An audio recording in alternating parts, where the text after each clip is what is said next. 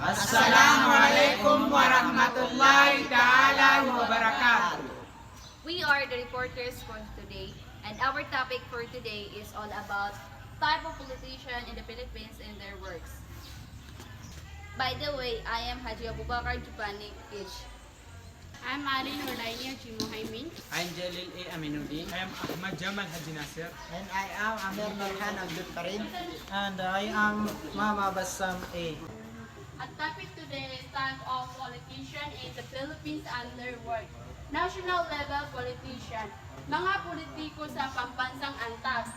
President. The president is the head of state and head of government leading the executive branch. Pangulo.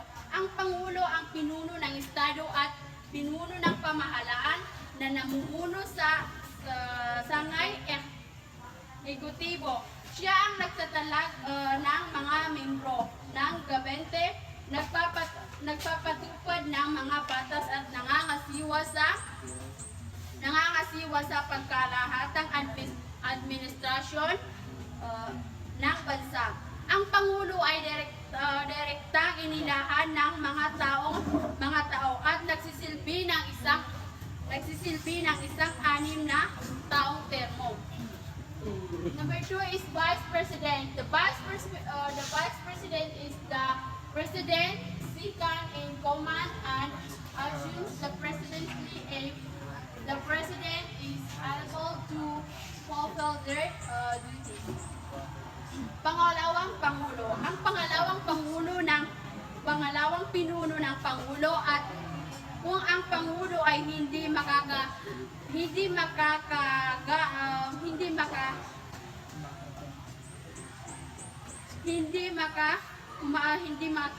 sa pagkapangulo.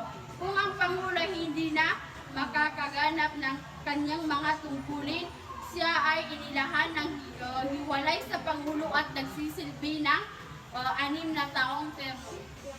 Senators are elected at large representing the entire country. Ang mga senator ay inihalal sa buong bansa. Gumagawa at nagpapasa sila ng mga batas na siwa sa mga ahensya ng pamamahalaan at nagsasagawa ng mga pagsisiyasat sa mga usaping may kaugnayan sa sa bansa. Ang mga senador ay nagsisilbi ng 6 na taong termino at maaaring muling halalan. Members of the House of Representatives. These representatives are elected from specific district and represent the interests of their constituent. Ang mga kinatawan na ito ay inihalal mula sa mga partikula at distrito at kumakatawan sa interes ng kanilang mga nasasakupan. Gumagawa at nagpapasa sila ng mga batas na nangasiwa ng mga operasyon sa lokal na pamamahalaan at nagtataguyod para sa mga pangangailangan ng kanilang distrito. Ang mga kinatawan ay nagsisilbi ng 3 taong termino at maaaring muling halalan. Okay, let's proceed to the other key roles. The first one is Cabinet Minister. Appointed by the President, Cabinet Minister head government department and implement policies and their representative areas such as finance, health, or education.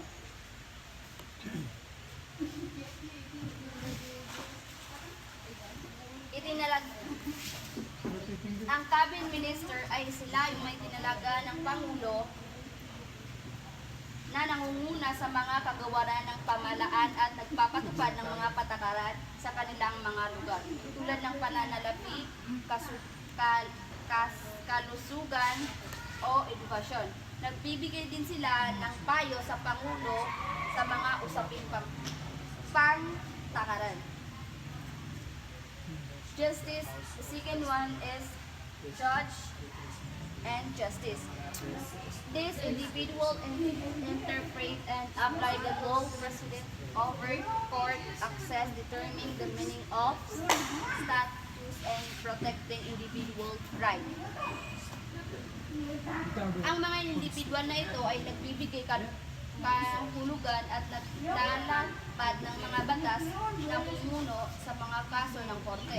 Tinutukoy ang kahulugan ng mga batas at pinoprotektahan ng mga karapatang individual.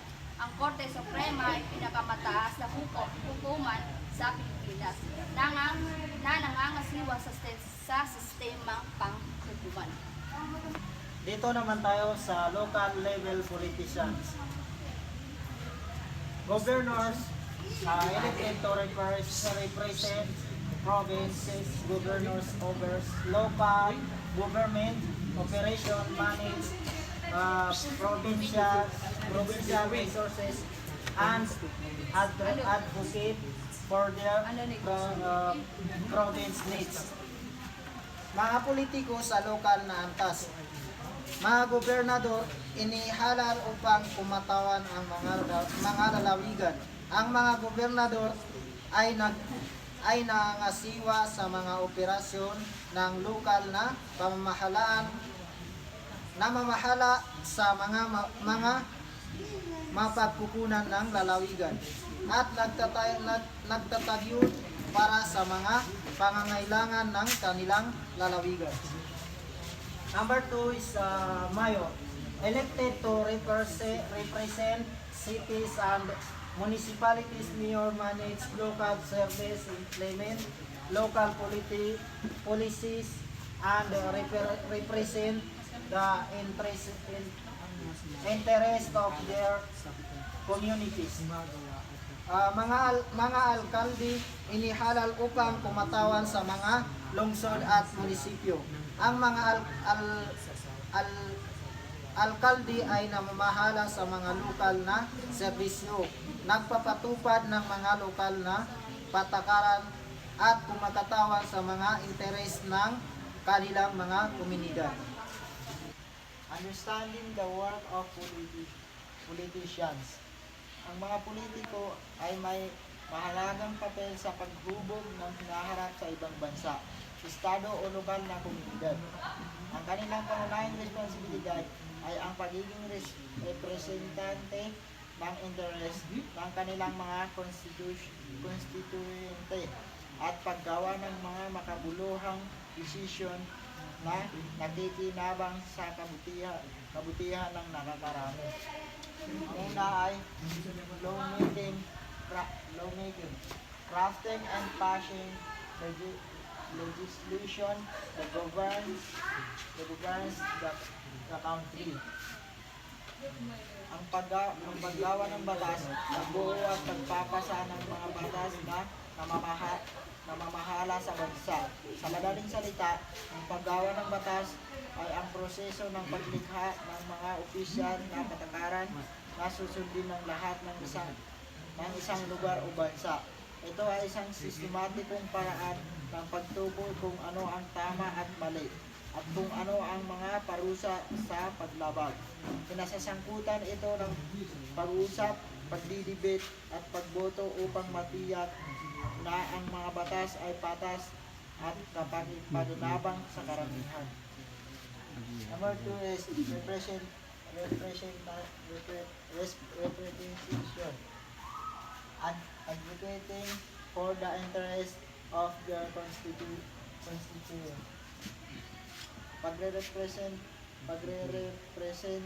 Pagre-representa, pagtataguyod para sa mga interes ng kanilang mga nasasangkutan. Sa madaling salita, ang pagre-representa ay ang pagkilos para sa kapakanan ng iba. Ikaw ang nagsasalita at kumikilos para sa kanilang pinaglalaban mo ang kanilang mga interes. Secondly, government agencies accountable. Pangangasiwa sa pagpapanagot sa mga ahensya ng pamahalaan, public service, serving the public interest, and prioritizing the well-being of the nation and its citizen. Serbisyo at publiko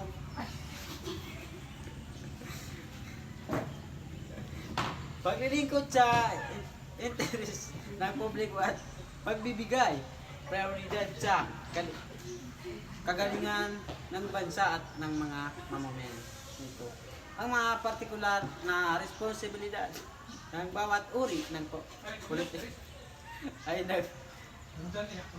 nag-iba, ngunit lahat dahil